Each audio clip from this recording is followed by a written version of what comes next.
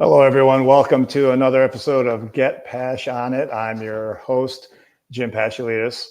And today we're going to be talking about something that affects about 8 million people in the United States.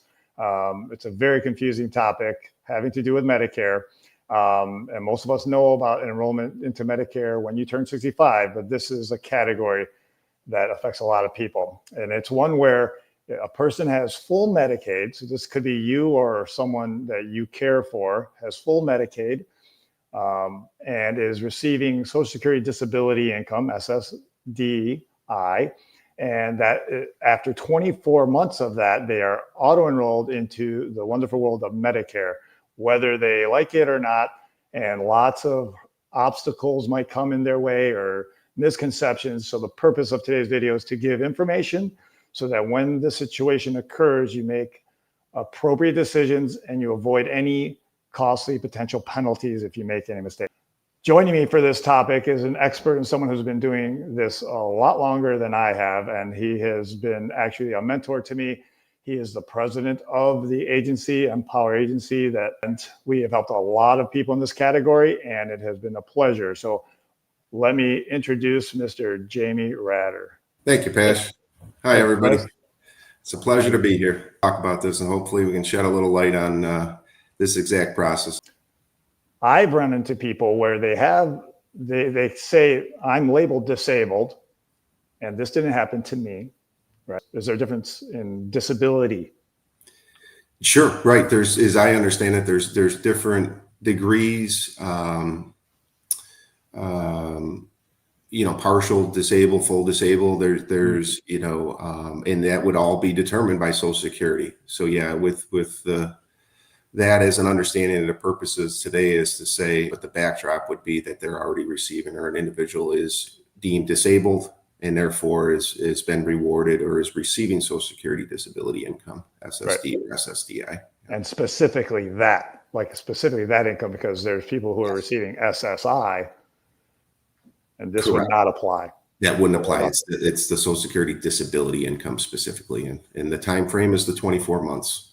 24 months, and there's even other asterisks that we can delve into on, depending on when it was, it could be under investigation for a while, and it might be like you're in June of 2025, and you get a letter saying, "Yep, we okayed your disability, backdated to blank time." The original date that you applied. That's right. Correct. And now if that occurs, you could literally be dealing with this letter that we're talking about today about the auto-enrollment at that much sooner than 24 months. Correct. In a matter of months, it could be. Right. All right. A person has Medicaid. They're pretty happy with their life because they're not paying anything when they go to the doctors. They're like, well, I don't need anything else. I'm good. Yeah, right. The cost sharing with Medicaid in New York State and in a lot of the states is going to be little to no cost sharing or responsibility on the member. Right. And that's an excellent place to start, because you think about it, we've come across this plenty of times where you can understand from as human beings, I don't think we like change, right? And we also were taught growing up, if something's working, leave it well enough alone. So like you mentioned, here we have individuals that have little to no cost sharing or responsibility on their shoulders under Medicaid. But because they've been receiving Social Security Disability Income, something's going to happen. Right. They're going to receive a red, white, and blue card, a Medicare card. Yeah. And Medicare has a lot of its own rules, and we have several mini episodes that we've already addressed and some that will come in the future on the channel. But I do think we have to cover some of that groundwork, when this is occurring. So let's start with that red, white, and blue card. All right. Yeah. So someone gets that card, and then it says, basically it's telling you next month, here's what you have. And it should probably state the next month, literally. So if we received it right now today in June, it would probably say 7/1/2025, and you have Part A and Part B effective for that date. 7/1/2025. That's coming. Yes. Right? And why, again, you're receiving the card is because simply you've been receiving Social Security disability income for 24 months. So as of month 25, like Pash is saying, let's use the illustration that we received the information today, mid-June. The idea or the thought here is that, the Medicare Part A for hospital and Part B for medical services would begin July 1st. Right.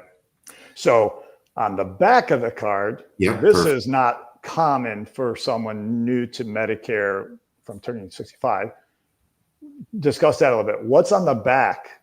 Yep. So I think one of the potential pitfalls with this is, in not blaming anybody, but part of the goal of today's session is to, pull back the curtain or better explain kind of what's happening behind the scenes or through a lot of these automated processes.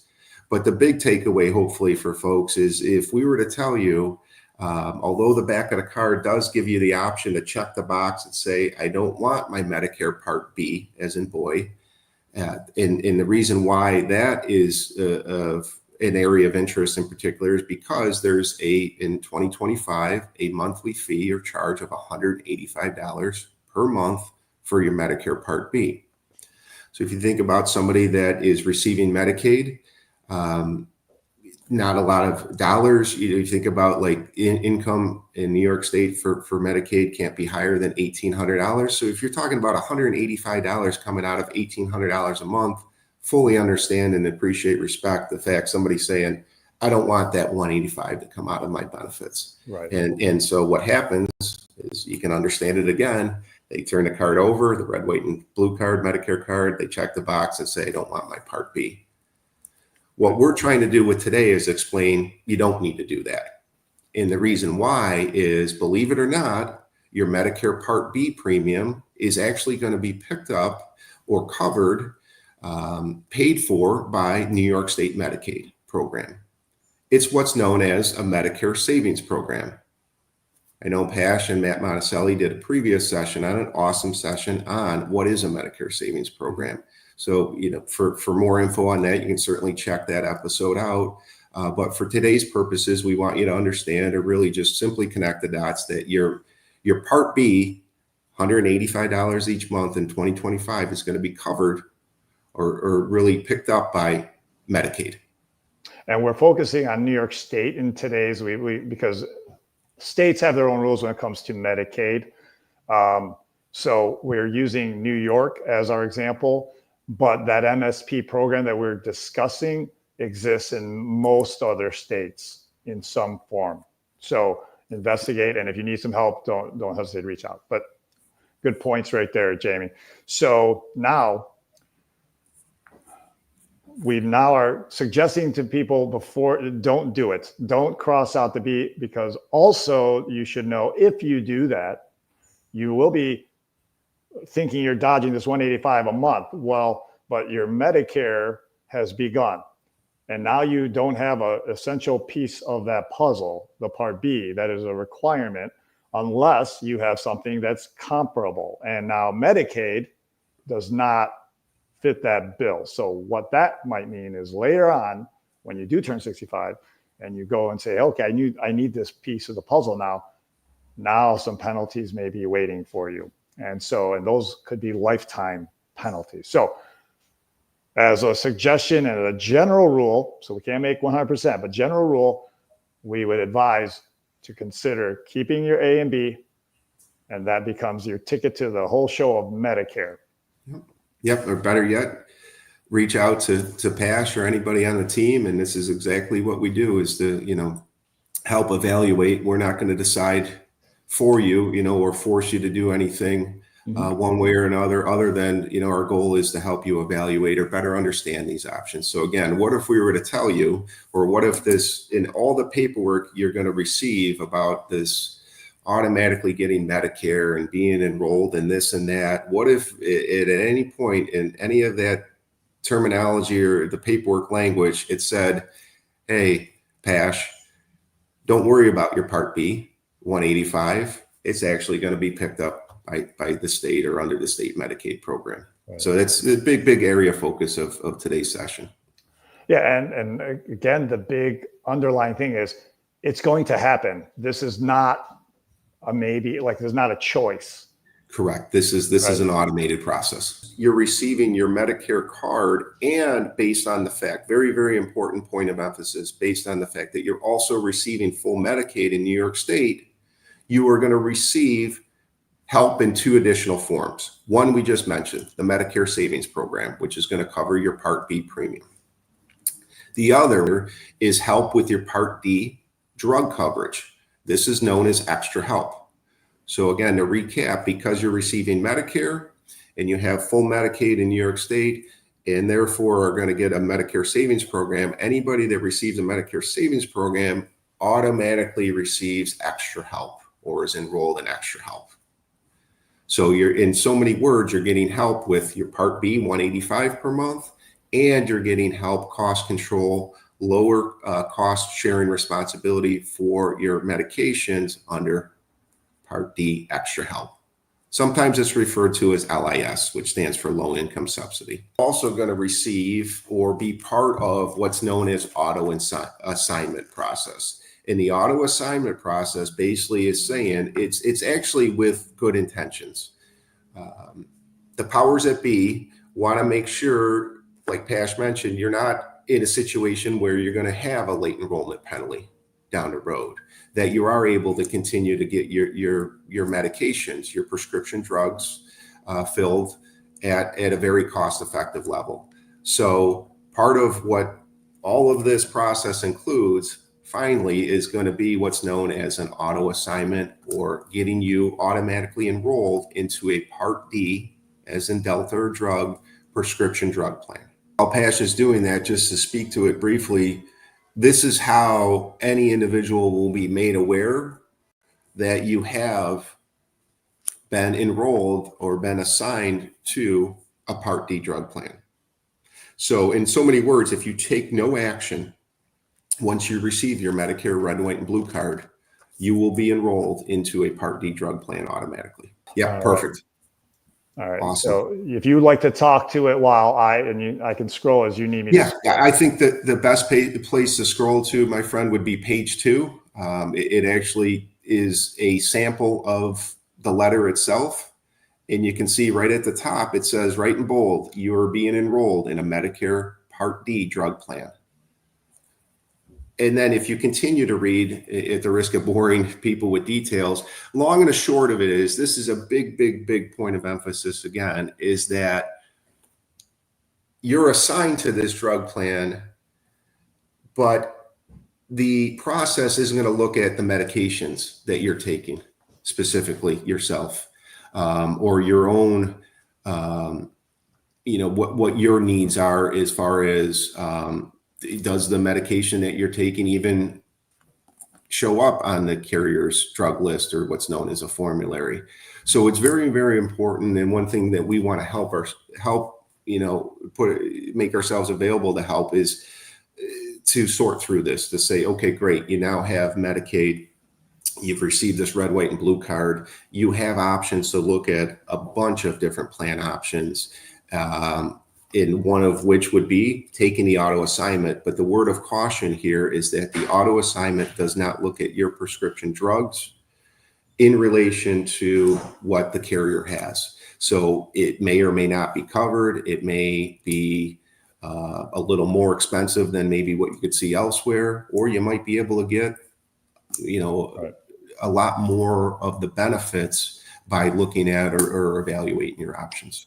So those are all good points. But in closing the letter aspect, let's just, I'm going to scroll a little bit further to the ending, because literally in New York, this is as of December 2024, but I do believe it still applies.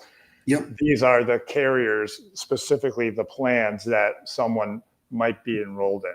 I've come across several dozens of people who have had this scenario, and many of them throw out the letter. They don't think it's real. They think it's a great point, because, to be fair, how much literature are they receiving? Right? Anybody that has Medicare coming online, here's the dad joke for days. Everybody wants to take you to prom. You got stuff coming in the mail. You got phone calls that you weren't expecting to receive, text messages. Just so everybody understands, technically, people have to have your permission to contact you. But that's a great point by Pash, because you can understand. I mean, my goodness, the red, white, and blue cards get thrown out just because of the sheer volume of literature that's coming through the mail. Well, what the heck happened to my Medicaid? Well, what happened to my Medicaid? Is it still like so? Medicaid is still there. Medicaid will still be there. The idea is that our goal is to help people kind of coordinate, better understand the coordination of benefits between state Medicaid and federal Medicare. And since you now have both, and a lot of people are surprised by that, but since you now have both, what are the rules to when you go to the doctor? Medicare pays first. Yes. And then Medicaid pays second. So we could talk about stories of errors on the billing department side of things too, right? Because it needs to go in that order. Medicare first, then Medicaid usually will clean up the rest, is how it works. Okay, and that's with original Medicare. Any other points of discussing just simply the original Medicare and Medicaid before we get even more muddy? No, I think, other than we'll do a whole nother session on that whole scenario and better explaining the coordinating of those benefits between state and federal. And how we can help anybody maximize the benefits, right? Understand, okay, you have both of these coverages between federal Medicare and state Medicaid. What can I do with it? Okay. And I think we should at least now introduce the term of being dual eligible. That is what's known as, exactly. Great connecting of the dots. You're now dual eligible. And when they say dual, meaning both, means Medicare and Medicaid. So now you are in this category. Congratulations, whether you like it or not. Yay, let's have a party. You now have both. And now that also gives you access to unique, specially designed plans as well that can overarch all of that into a nice little package. And I'm not sure that we want to go into that aspect in this episode. No, other than if we recap, all of this is very confusing, right? We fully understand as far as the process, the automation, things are happening, whether we're aware of it or unaware of it. But I think the big point of emphasis there is this should really be, a positive, or this could be very, very good news for the individuals that we're working with or assisting, because let's recap. You now have full Medicaid. We know the Part B 185 is going to be covered by Medicaid. So there's not that money coming. The benefit check amount stays the same each month. But now we're able to upgrade our benefits in so many terms or words, because there are plans out there, like Pash mentioned, known as dual eligible or DSNPs, dual special needs plans. That you are now able to enroll in, where when you just had Medicaid, you couldn't enroll into that type of plan because you needed both Medicare and Medicaid, or you need Medicare and Medicaid in order to be eligible or qualify for those types of plans. Right. And I think the main question that repeats over and over is, what's better about having this thing? Your network of options of doctors, providers will increase. Not all doctors or dentists or eye doctors take Medicaid only. Regular Medicaid, that's right. They don't need to, they don't. So a broader network, easier access to care. Yeah. Right. So that could be a benefit that you didn't even anticipate, of the transition. Yeah. So. And there's also more benefits that we can, certainly cover. Plan specific things, and a lot of people have already heard about these dual special needs plans. Look no farther than the commercials or the literature. Commercials are everywhere, right? Yep. And so we can help sort through all that gunk too. So Yep. So the big point for to tie it back, hopefully with all of this, the big connection of the dots here is that although this process is very, very confusing, intimidating, can be frustrating, throw in any other adjective you want there, we're here to help. And the big thing we want to help, big reason why we want to help, is to make sure you're able to really maximize these benefits and understand what you're eligible for. But although it's very winding road, it seems like at times it's a very good thing as far as it's been our experience. There's nothing better than to see that kind of relief wash over somebody that we're working with and be like, oh, yeah, well, this is great. You mean to tell me, how come somebody didn't tell me this to begin with? Right. Well, it goes back to all that communication, and nowhere in the communication, not blaming anybody, but it would be a heck of a lot more helpful or easier to manage if they said, hey, your 185 is going to be covered. Mm-hmm. When is the optimal time? Now, once someone's received the letter, so when is the optimal time to get in touch with a broker or someone to advocate for them like us? When would be optimal? I think really any time, but I'd say the more proactive we can be, the better. And I would say specifically before anybody does anything with their Part B or makes any decisions on your benefits, definitely reach out to us. We'd be happy to sit down. We don't charge anything. We want to, our litmus test measuring stick is always what we would want for our families. So right.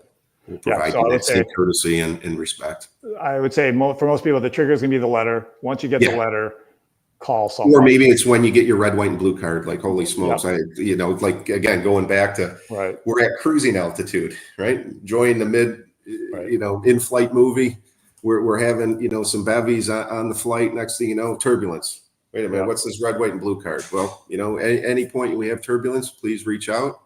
Ready for this? Get Pash on it. Love it. So, it's interesting too. I'm sure you have some examples of this, but I've had people who've been on the original Medicare and Medicaid for years. They did not realize they could do anything else. And then they sought and got advisement from us and were amazed at the additional benefits that we just unlocked for them. We helped them find. It's not that we did anything other than help them find the path to more. No, totally agree. And it happens. It happens quite a bit, and it's an awesome experience to be part of. To say, like, look at it's just a matter of. We have several testimonials on our website from people who have gotten the Part B back. Saved their premium. They could have had it for a much longer period of time, but they found us, and then we helped them unlock that money back to their pocket to help their families. So lots of great information here. Lots of information, lots of jargon today. Anything else we should have before closing up the show? Anything else? I think we did a pretty good job, buddy. I mean, you tell me as far as high five.